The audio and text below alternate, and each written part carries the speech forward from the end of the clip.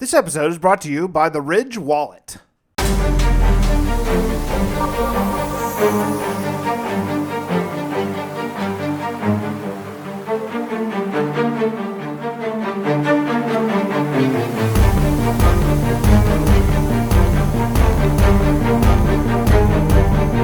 Welcome back to 1400 Days Hardcore Survival. That's right, we're going in for another 100.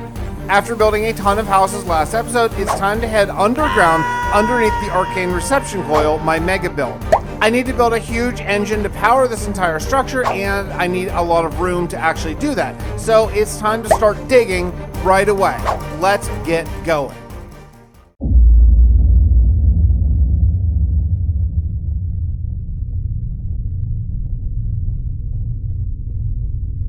Having sent the airship off to find these refugees, the clock is now officially ticking.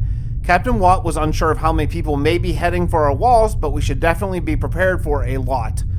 This war the Fist is raging to the south doesn't seem to be going their way. I was careful to instruct the crew of the airship to be looking for refugees and aid them however possible, but also to keep an eye out for any signs of this mystery enemy. I'm not yet convinced that the Fist's enemy should be ours as well. Having added a good number of houses in the past months, I sent a crew to begin digging under the Arcane Reception Coil. The plans have been supplied call for a large amount of energy utilizing redstone somehow. I'm curious to how exactly all this will work, but first I suppose we need to start our first major excavation project.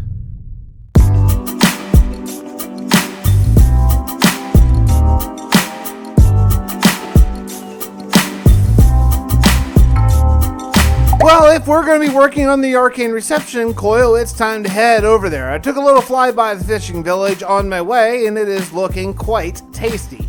But today is all about underground. We're headed under the Ark, and we need to dig a ton, like a ton. Just wait to see how much digging I have in mind. Fortunately, I already set up the beacon and a water elevator the whole way down to Deep Slate, so I don't have to start from absolute scratch. That would be a drag. Now, I just need to start digging. Now, I have this nice hole access to the atmosphere outside, and that's a good thing. I definitely want to keep that. It's definitely nice to have a little bit of natural light inside my cave. You have to excuse this episode as I'm toggling shaders on and off. I downloaded a mod for light levels that shows you where mobs can spawn and all that kind of stuff, but it doesn't work with shaders, so some clips have it, some don't, depending on what I am doing at the time. But yeah, one thing I've learned when doing this kind of thing is detail as you go down so you can skip all the scaffolding later. So as I'm going, I'm just adding cobblestone blocks. I'm not doing walls or stairs or slabs or any extreme detailing. This cave is going to be absolutely epically massive, so there's no need for that level of detail in something this big. Check out this light level mod. It is so cool, it's so helpful, and it's so nice that it's just a client-side mod, so you can even run this on servers or whatever. It's really awesome. I'll put a link down in the description if you want to throw it in. It only works on Java, of course, as do all mods, but if you're running Fabric, it works pretty nicely. Now, as I'm going down, I need to continue, sort of detailing my water elevator, because I do want it to be glass. I want you to be able to see this lush cave as you go up from the very bottom. So yeah, there's no real good way to do this since it's already full of water. It would have been not too bad to do it before, but I didn't. So now I have to sort of do this and deal with water flow, but that's all right. It doesn't matter. It'll get done. Another little trick, if you press F3 and H, you can find your exact tool durability, so you can really push your tools to the very end before you go repair. Super nice tip. Hey, Minecraft tips with Fix. Cool. After 7 days, I dug out a decent amount. I ended up adding this mod called Inventory Tweaks Reborn that tells you how much and gives you a ping when your picks is about to break. I was flying back to the Guardian farm to repair my stuff, and I noticed, since I forgot to turn off the F7 light level mod, how many spawnable areas there are in this airship. Normally, I wouldn't care that much, but this is a place that I could potentially AFK, and look at this. Creepers, skeletons, zombies, anything could just walk up right behind me and end my entire world. After repairing my picks, I went through them again for full durability, and here's how much I have done. It's starting to look really, really good. I am seeing the future in my mind's eye. I know you can't see it yet, but you got to trust me, this is going to be an awesome build.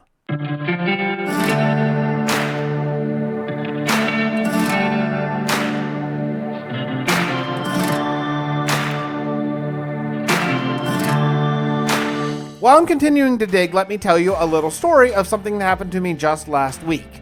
I decided to take the boys out for a McDonald's little treat, and on the way, I had to pick up the dog from the groomer. So it was me and the dog and the two boys in the car. We go to McDonald's. Everything's great. Have a little snack. Everything is cool. I put the car in drive to leave there, and it doesn't do anything. Somehow my car broke down while I was in the parking lot of McDonald's. Fun fact, I only bought this car about 5 months ago, so I think I've only made about 4 payments on the car. It's ridiculous that a pump went bad, but that is what happened.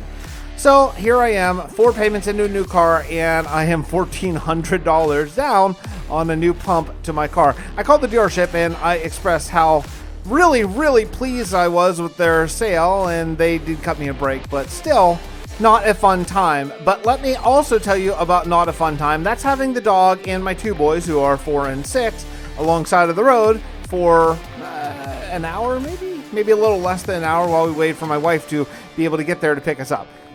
Yes, that was a great time. That was a great time keeping everyone contained in a little tiny patch of grass while we waited for a ride.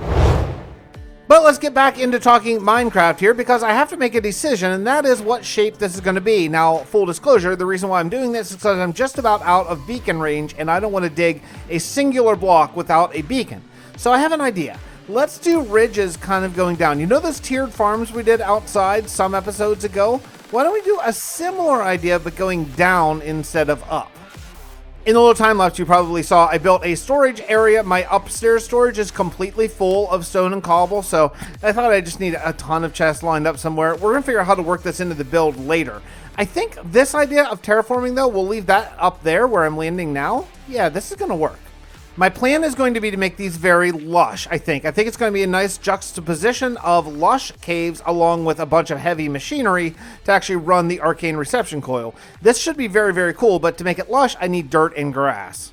All right, looking around here, I'm starting to be a believer, and I did no detailing. The dirt is just basically one flat row for the most part. This is going to be very cool, especially once it gets some danglers.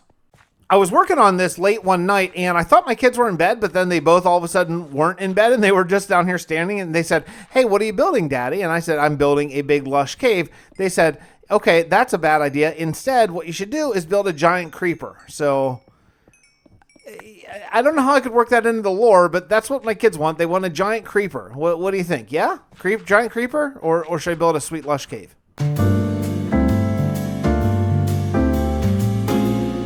Okay, this is going to be cool. So I went with a much smaller hole to go kind of the rest of the way down. I have a plan. Oh my goodness, it is starting to get a long way up there. I might be getting close to the end of this. Originally, I was going to go all the way to deep sleep, but the more I'm digging, the more I'm getting kind of tired of digging, the more I'm rethinking that plan. I think this is going to be good. A couple more grass ledges and things are starting to really shape up. Okay, I like this a lot. I'm really trying to not be even. You know, I'm trying to make some sort of a half moon, some a crescent, some kind of a whole circle, some flat, some square, whatever. Just really change it up. And I think I'm accomplishing that. I need to get this elevator going all the way down to this new and possibly lowest floor. Now, there is actually a fall that goes the whole way down to deep slate, so if I want to mine there, I can.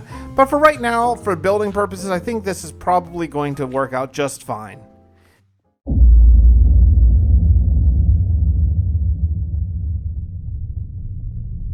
We had a new arrival this morning. Apparently, the Breath of the Dragon isn't pleased that I had stopped work on his grand Arcane Reception Coil to prepare for all these refugees. He sent an engineer to help speed up our progress. You need to speed up production of the Arcane Reception Coil. Time is running short. Engineer Flurry, I'm glad the Fist sent you to help us, but honestly, most of your help is coming in the way of vague warnings and telling me to just hurry up. Then put me to use. I have studied the finest points of engineering for more years than you've been alive. I have the crew digging out the pit for the Arc engine, but until the refugees get here, I have no more people to set to work. Pull the men off the fields, right now. Digging this pit is more important than farming. More important than eating? Listen to yourself. Steve, these refugees are fleeing from something that is heading this way, and I don't think we can protect you. Yes, I'm aware of the Ward of the South. Aware? You know of the invasion? Captain Watt learned of more than just the refugees coming this way. He learned that you, the Fist, is losing this war. War. We don't call it that back home. What happened? Did a village you squeezed for 60% of their food revolt? Some town decided they don't want to give you shulker after shulker of stone? You really don't know. We're not facing another country or even men at all. What do you mean? What are you facing? The dead, Dr. Tepic. We're facing the dead.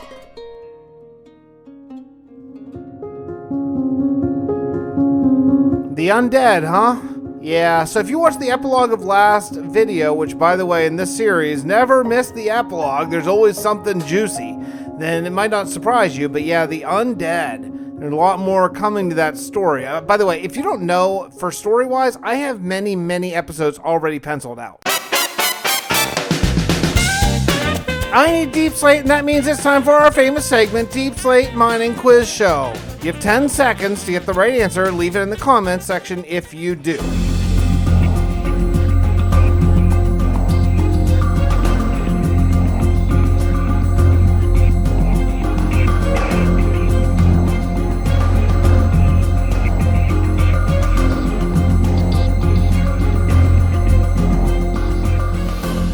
The answer is 8. There are 8 phases of the moon. Be honest, tell me in the comments, did you get it? Yeah? No? What did you guess?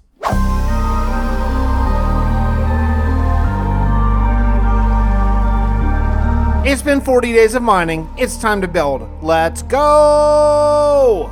After a ton of deep slate mining, I am rolling in diamonds. I have so much money. In fact, I could really use a wallet. Whoa, stop the video. This is a great time to talk to you about today's sponsor. Wow, that's a lot of diamonds. Today's sponsor, the Ridge Wallet. I get an email offering a sponsorship almost every single day, and when I saw one come through from the Ridge Wallet, I jumped on it in 1 second flat because these wallets are awesome. I love everything from the beautiful metal finish to the thin profile. No more fat, clunky wallet in my back pocket that's going to give me back problems almost every night.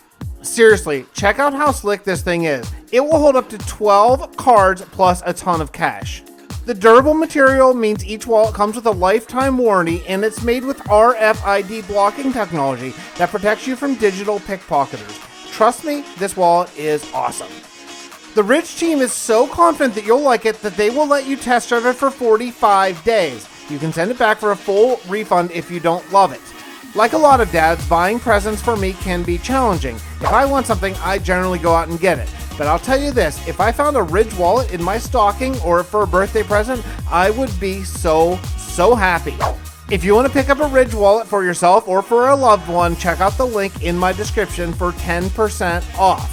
That's ridge.com/fixit, Fixxitt. Coupon code FIXIT, Fixxitt. I have been complaining about my super smelter, and I'm using air quotes here in my office as I'm recording the voiceover, because it is not super and it's barely a smelter.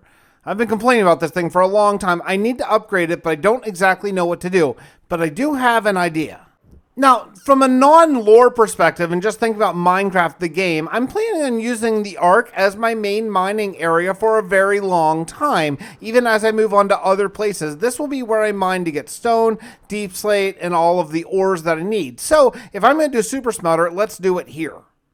Now, as this is the first building in this area, I need to make sure that I decide on what kind of palette I want to do. And I do think I want to stick with cobblestone, stone brick, and stone for down here. I feel like this is what they would have access to and what they would probably build out of. Also, it still makes it feel like it's kind of medieval, even though I'm using some more advanced technology. I think it's the right palette for a combination of sort of high-tech and also low-tech at the same time. Now, I decided I want to use 32 furnaces. I'm not going to use blast furnace because I want to be able to cook anything that I want in this, and I don't care if it's slow because I'm going to have 32 going at the same time.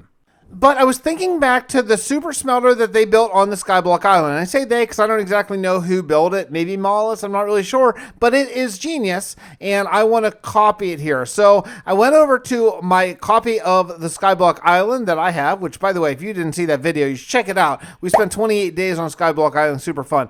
And I went in a spectator just so I could fly around and sort of figure out how the redstone on this works, because there is a small redstone mechanic that actually sends the chest storage boat thing through. You know what I mean? You know what I'm talking about? Okay, I took a big, deep look at that, and I think I can figure it out. I mean, I'm not going to get it right first try, but that's okay. It's learning. Now, from what I can tell, this design actually requires 4 hoppers per furnace, and I'm doing 32 furnaces, so yeah, that's a lot of iron. Luckily, I have it, but it's a lot. I did something wrong. Nothing works. It doesn't work. This thing should be going, and it's not. And this fence gate's not activated. Okay, a lot of minutes later, I think I finally got it figured out. I didn't have a block next to the gate, and that's what opens the gate, and that's what allows the hopper cart to go through. Okay, I think I got this. Yes. And after extensive testing, I think it actually works. Check it out. It takes a whole bunch of items out of the chest really fast, and then the gate opens, and then off to the races, and every single furnace gets 2 items. Awesome. I was trying to make a whole bunch of cauldrons, and apparently I don't know how to Minecraft, so that's cool. I've never used dripstone ever since they were introduced in 1.17, and this is my chance, because I want renewable lava. That's what's going to power them, but unfortunately I'm a couple dripstone shy, so I got to find a dripstone cave. Now, I know there is a dripstone cave in this world because I've seen it, but I don't remember where it is, so I got some searching coming up here. After a decent amount of searching and no luck, I decided to check over by the old broken squid farm. Yeah, that's right. This thing from episode 3 still doesn't work. One day, I see squid. See their squid? See how they're not dying? Yeah, 0 ink in this thing, by the way. And finally, after just really a ton of just kind of walking through these giant caves and getting shot by skeletons, I finally found some dripstone. Not a ton, but I need like 6. And I could have made it renewable, and at this point, it probably would have been faster to just make dripstone, but whatever. I found it, and I'm happy. I'm going to get it and get out of here. Finally back home, one thing that I want to do right away is get this lava farm going because I want it working. I have no idea how long it actually takes to generate lava, so while I'm building the building around it, I want it to be rolling. So let's get that going now. I guess this is the only time it's ever been good to have your nether spawn in a basalt delta. Yeah. Just ignore me throwing buckets in the lava. That's cool.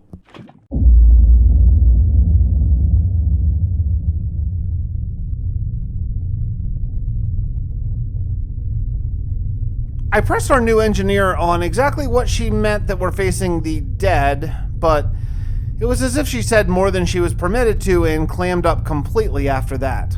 Regardless, though, it got me thinking. We have a small garrison and a handful of soldiers here at New Hope, but if we're attacked, we'll need every man, woman, and child to fight. Hiding won't help if this foe is as brutal as it seems. But the reality is, I'm not much of a fighter myself. All my training took place between the ears. I need to set an example for the people here, for my people. Perhaps if they see me learning to duel, they'll fall in line. It's the only real idea I have. If this doesn't work, I don't know.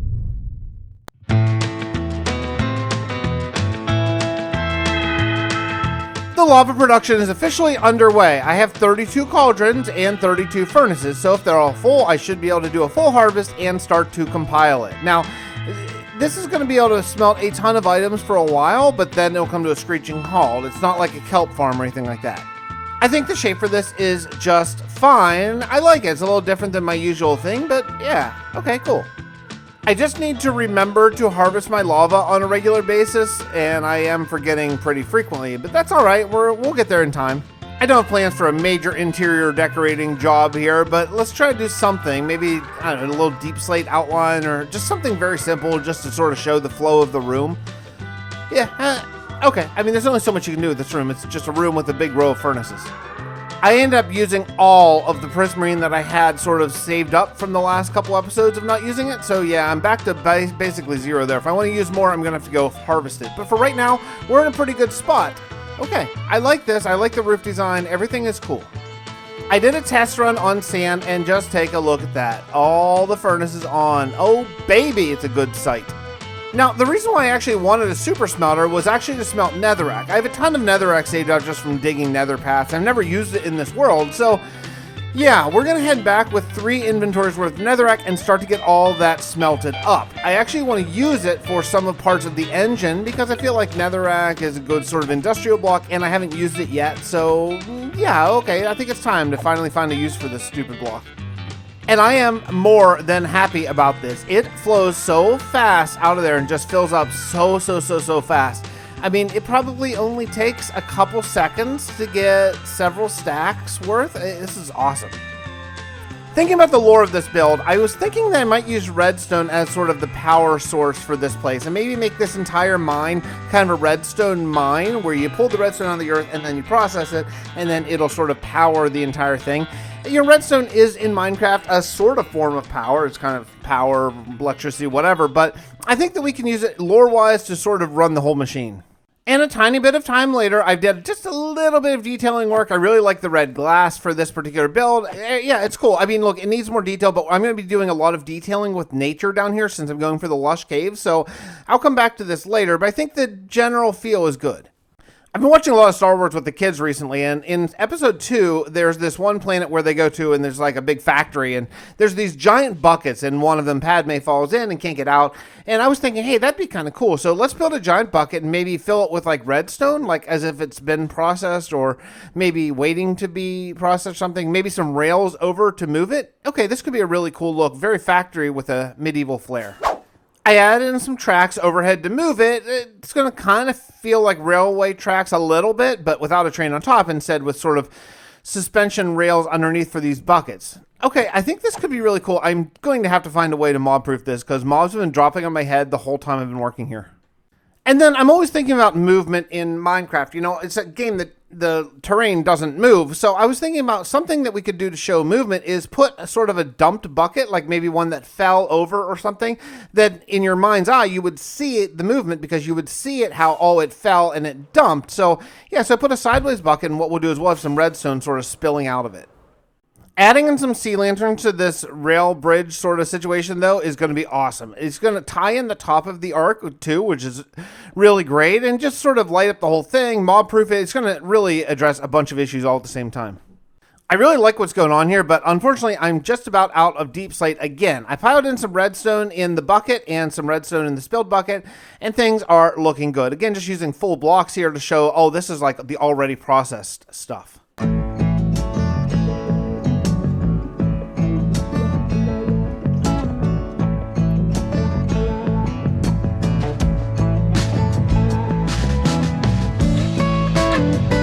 But I think it's time to get to really the main crux of this entire build, which is the main elevator up. Because redstone is all coming down from the very bottom mostly. And it's going to be going from the bottom and sort of elevated up, which is also going to be my water elevator and my drop chute and everything else. It's just going to be coming straight up. The beacon beam will be contained as well.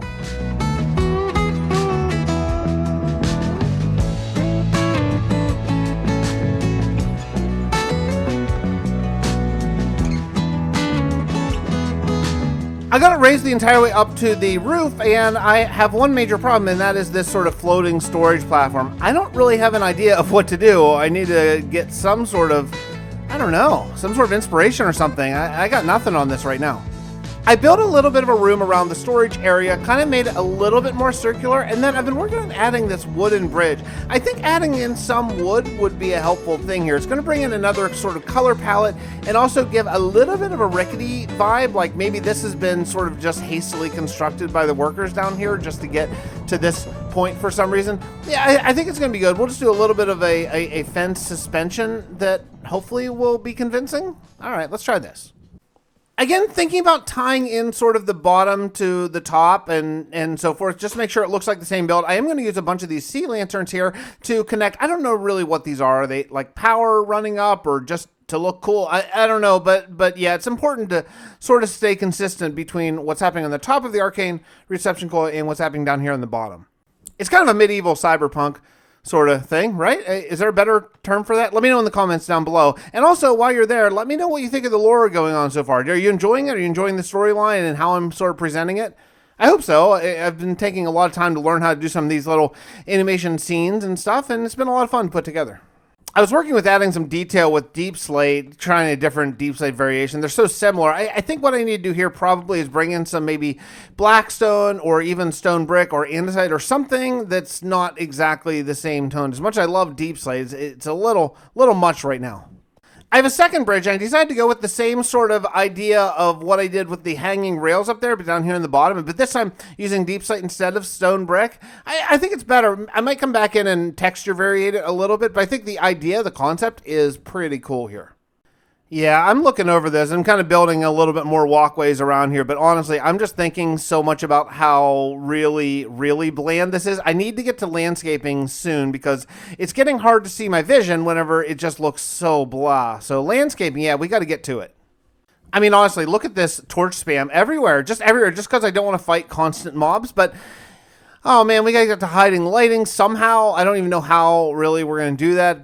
Okay, but the basics are here. We have some open spots that are gonna be good for some trees, maybe azalea trees. That could be really cool. And yeah, okay, we're coming along, but yeah. I have hardly slept at all this 100-day period, so I've gotten like twice the amount of playtime this episode. I think maybe I've worked out an idea here, but unfortunately, I need more deep slate. Oh, man. All right, I'm going back underground. I'll see you on the top side.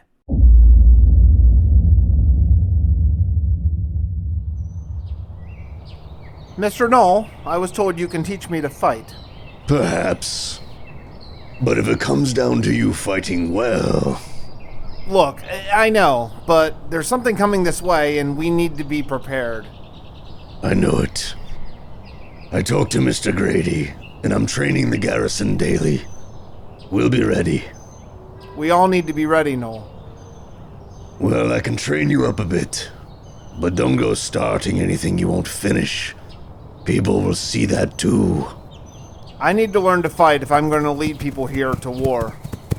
All right then. Pick that up. Let me see your stance. Okay, how's this? Shameful. How many men is this Mr. Enemy sending against us? It's not men, Knoll. According to Engineer Flurry, it's a horde of the undead. Somehow these zombies are following a leader of some sort. A horde that can follow some sort of direction or commands? That changes things. Surely. I need to learn how to fight against these creatures before they get here.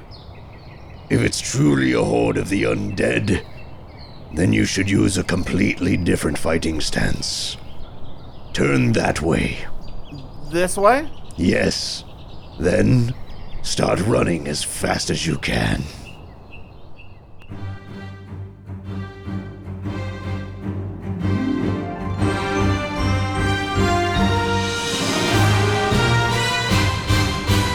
I think it's time for some real building. Taking a look at the Ark, it looks super sweet. I'm thinking I want to add some maybe smokestacks or exhaust ports coming out. I need to pick just the right spot. I am cognizant of making sure that I have a really nice profile against the setting sun, especially coming from the fishing village. I started inside the cave and went with sort of a diagonal design for the very first one, and I think it looks pretty good. I'm not totally in love with the lights, but I am going to naturify this entire cave, so some of this is going to be kind of covered by plant life and overgrowth and such. Now, the lore reason for doing all this is because these guys are processing live redstone ore and they're turning it into an energy source. Now, there's going to be sort of a byproduct of that, and I think we could sort of form that in smoke maybe, coming up, maybe a few smokestacks. This could look really cool against the sun for sure. First one done, and it looks really great. I was going to do it diagonal, but looking at the tower, I think this makes more sense. I want it to be fairly short because the smoke is going to be fairly tall, and I don't want it to compete with the overall height of the tower. I added a second pipe that I think is going to look really cool. I don't think we're going to get to that right now because I'm not totally sure what I want for sort of my liquid waste, but having it sort of cascade down the mountain and maybe even have a sludge area or something like that could be really cool. Maybe if I make a slime farm, this could be a good area for that. Here's how this whole thing's going to work. There's going to be little caves and little mines all around this giant underground cave, and miners are going to be walking over here with their live redstone dust and put it in this. That is going to be moved into the main tower, and that's where sort of the processing takes place. So I'm going to have several attachments that I think this could go into. Yeah, this is going to look awesome, I hope. So if I want smoke, I'm probably going to need ink for the dye to dye the glass, and to do that, I have to go manually hunt squid because my ink farm is worthless. I am just a Minecraft player who doesn't have a squid farm, I guess, even though I have one, but it doesn't work. So, yeah, I'm a Minecraft player who doesn't have a squid farm. I gotta tell you, sometimes I forget about the beauty of Minecraft because I'm just so thinking about playing it and building and all that kind of stuff. But underwater swimming with shaders on, it's just so good. It's so magical. It's so also impossible to hit these things, but it's worth it. It's worth it just to see there, I got one. See, I can do this stuff. I did a little bit of texture work where I changed the purple glass to be sort of borderless, just clear glass, because I want to use it for smoke and magic effects and things like that. I did this in the old Realm of Vastin pack as well, and it works so perfectly, I'm just going to do it right here too. Looks pretty good. It's funny, after all that time hunting up ink, I have decided that I'm going to go with purple and blue for the smoke. I don't want it to look like normal, absolute industrial smoke. There may be a time for that in this world, but that time is not now. This is going to be kind of redstone, special, magical sort of smoke. A ton of harvesting red dye. Later, I am finally ready to make a ton of purple and a ton of blue. I should be all set to do this. This is looking good right away. Truly, I mean, kind of better than I expected, better than I hoped. Looks awesome. I do have a camera account that I utilize quite frequently in this world, especially for builds like this, where replay mod kind of works to check it out, but it's a lot faster if you can just have a multi-MC instance running with your camera account in Spectator, and you can just really take a look around and see what needs to be thicker, what needs to be thinner, that kind of stuff. Organic builds are really tough whenever you're super close to it. It's really nice to be able to back off and take a look. For example, after checking it out for a little bit, I looked and I think that blue glass is a little too light. So I went into GIMP and I just darkened the opacity a little bit, and I think it's better now. While I'm going stained glass crazy, I decided to use it at the top of my nether portal again to sort of show it's almost like the nether portal is sort of reflecting off the glass. I thought it was kind of cool. I'll be honest, backing off, I don't love this effect. I think it's something that we can work with later on down the road. Okay, now we're getting to a little bit more of the lore portion. So if I'm going to be having blue and purple glass in some places, I want to have somewhere it's separated. So I have these two big tanks that I have for energy. Let's make one blue and one purple. I think it should sort of sell what we're doing here before the combining of them for the smoke, maybe? Does that work? Okay, I'll be honest, the purple works great. The blue, not quite as much. I think probably the blue would have worked better to just be like water maybe, or it's a little darker. Maybe I'll just change the texture and just crank up the darkness just a little bit. Now, the next thing I need to do is I need to show movement in this world, and I want to show where the redstone is coming from. I want to have big mines and maybe some spilled redstone in various places. So wherever we're having these little inlets where they'll be shoveling it in, I want to actually make a mine to the side and show, hey, the redstone came from here. This would be a lot faster to do if mobs weren't just constantly raining on my head in this cave. After some more work up top, I decided to go down to the bottom and start working on the dome. This is the dome that extracts it right from the ground. Maybe it's like a heat dome or something like that. I'm not sure of the lore exactly on this. It's the bottom of the sort of column that goes up, so, you know, whatever. But it's going to look cool, and I definitely want to use blackstone and netherrack brick for this. Okay, it didn't take long at all, and I have the dome done. It doesn't look all that special, but I think the idea like, oh, hey, something's going down there, I think that's kind of cool. And we're going to explore this in future episodes whenever we get more into the underground thing and more into the lore of the Fist and what exactly they're doing after all. I threw down a quick floor and everything looks pretty good. This should be great. I'm looking forward to sort of getting into this down the road. But again, we're running out of time today. I need to head back up to the top. It's officially day 1380, and this is the second time I've recorded the voiceovers for the last half of this video because of a computer glitch that's making me rip whatever hair I had left out of my head. Honestly, I cannot believe how much iron I've gone through. If it's not just cauldrons and hoppers, now it's just bucket after bucket after bucket. It's going to be amazing, but holy crap, I'm going through tons of iron.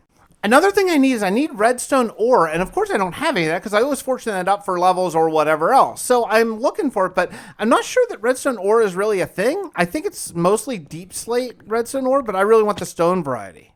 Check this out. While I was searching for redstone ore, I actually found my first geode in this world ever. Now, I could have sort of cheated and used my spectator account, but I really wanted to find it legit, and I did. This is awesome. I can't wait to actually find a use for this, but this is really, really cool to finally have access to some of this. I can't wait to make a looking glass. And luckily, I just dug straight out of the node, and I came up right in the middle of the cliff of my fishing village. This is super cool. This can definitely be a future build. We'll definitely do like a geode mine here. Awesome. The Great Iron Drain of 2022 continues as I add iron doors. I feel like these sort of complete the look and make it look like redstone could be shoveled right in there. And then I'm going to make a little road and another redstone mine just right beside it. I have a little bit of time left, and I want to utilize that by getting rid of these torches, hiding them under moss carpets, and really lushing up this cave. I'm going to use a lot of azalea trees, azalea bushes, moss blocks, all that stuff. I don't think I have any glowberries, unfortunately, but if I ever find any, this is where they'll go. Gotta tell you, these azalea trees are starting to grow on me. They're kind of weird a little bit, but I like that they're not just straight up and down. I really wish we had azalea wood. I'm shocked that they're just oak wood. That doesn't really make a lot of sense in my mind, but whatever. Hey, we got a new tree type, and the flowering leaves are super nice.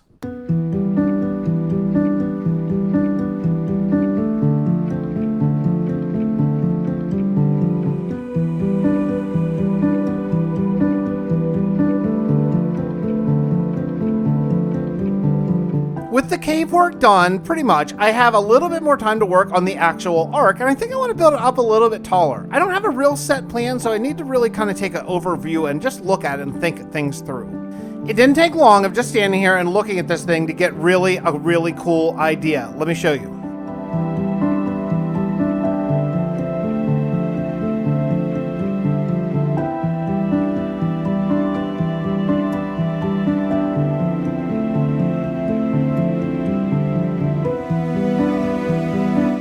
I added in a few more lower supports just so it didn't feel like it was just going to topple over, and I think it sells it pretty well. I am very excited for the future of this build. I'm starting to get a really great idea of what the next phase is going to be. Now, I'm already about 60 blocks from the new build height. We are very high, so I need to make sure that I have enough room to fit in what I have planned, but that's not for this episode. I flew out to town and take a look at the top of the tower, and I really love it. I really love where it's going. This is going to be such an awesome build. I can't wait to show you what's in my mind. But before we're done with the episode, we need to head back down and finish the cave. The last thing I need to do with the cave is add in some hanging coarse dirt and some hanging grass. And we'll add some leaves hanging down over the cliff too, just to really sell that this is pretty overgrown. This has been here for a while. Yeah, I think we're just about done with this. After adding all the leaves with one final look around, it looks great. Man, who would have thought this was all just solid stone just 100 days ago? So we're on day 1,400 in this world, and the future is bright. With Lagundo and Looney losing their hardcore worlds, I understand how precious it can be, and I am not taking a moment of this for granted. We'll see you all next time. Don't miss the epilogue coming right now.